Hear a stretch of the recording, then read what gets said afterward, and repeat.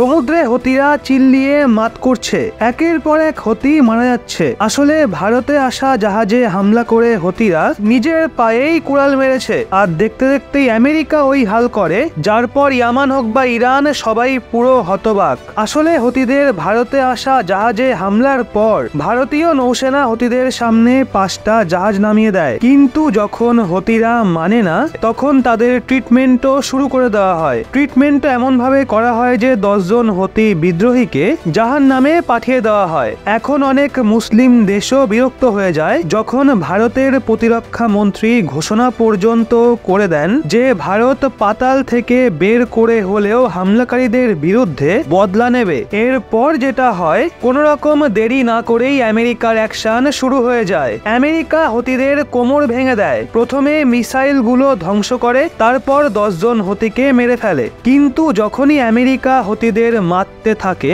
তখন Iran entry নিয়ে ফেলে। ইরান হতিদের সমর্থনে লোহিত সাগরে ঝাঁপিয়ে পড়ে নিজের বিধ্বংসী জাহাজ নিয়ে। এখন ভারতও হয়রান ছিল, কারণ বিষয়টা ভারতের ছিল, আর ইরান বারবার ভারতকে নিজের বন্ধু বলে। ইরানের আলবোর্স বিধ্বংসী জাহাজ লোহিত সাগরের দক্ষিণী প্রান্ত থেকে বাব আল মান্ডেব হয়ে ওই এরিয়ায় ঢোকে, যা ভারত মহাসাগরকে গালফ অফ এডেনের সঙ্গে জোড়ে। 94 ফ্লোটিলার একটা সৈন্য জাহাজ রূপে সেটা কাজ করে। এমনটা তখন হয় যখন ইরানের সর্বোচ্চ রাষ্ট্রীয় সুরক্ষা পরিষদের সচিব আলী আকবর আহমেদিয়ান হতি প্রবক্তা মোহাম্মদের সঙ্গে সাক্ষাৎ করে। আর অন্যদিকে আমেরিকা খুবই খারাপভাবে হতিদের মৃত্যুর গহ্বরে ঠেলে দেয়। এখন যখন সবকিছু হচ্ছেই তখন এটাও জেনে নিন এর ফলে ভারতের কতটা লোকসান হচ্ছে বা কতটা লাভ হচ্ছে। এখন কোনো যুদ্ধে কখনো কারো ফায়দা হয় না। ভারতেরও লোকসান হয়েছে হতিদের জন্য, কারণ হতিরা অনবরত কমার্শিয়াল জাহাজগুলোকে টার্গেট করছে, যার জন্য এখন এই জাহাজকে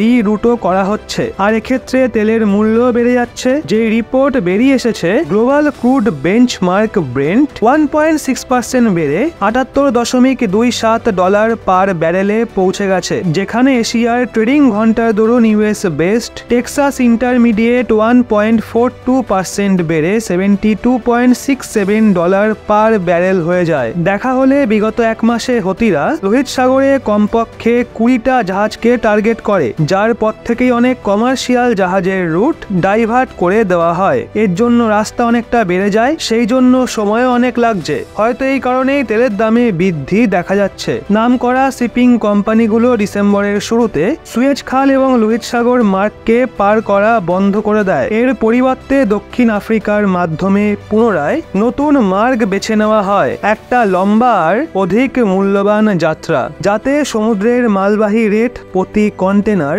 $10,000 পর্যন্ত চলে আসে। সে এখন যাই হোক, কিন্তু ভারতের একটা পদক্ষেপই ইরান থেকে শুরু করে ইয়ামানের হতি বিদ্রোহীদের ওপর ভারী পড়ে যায়। এখন দেখা তো এটাই হবে, ওই হতিরা যারা ভারতে আসা জাহাজে হামলা করে তাদের কিভাবে বেঁধে টেনে হিচড়ে ভারত নিজের দেশে নিয়ে আসবে, আর গোটা বিশ্বকে সংকেত পাঠিয়ে দেবে যে ভারতের দিকে চোখ তুলে তাকালে পুরো মাটিতে মিশে যাবে। তো বন্ধুরা, কি মনে হয় আপনাদের, ভারত কি পারবে এমনটা করতে?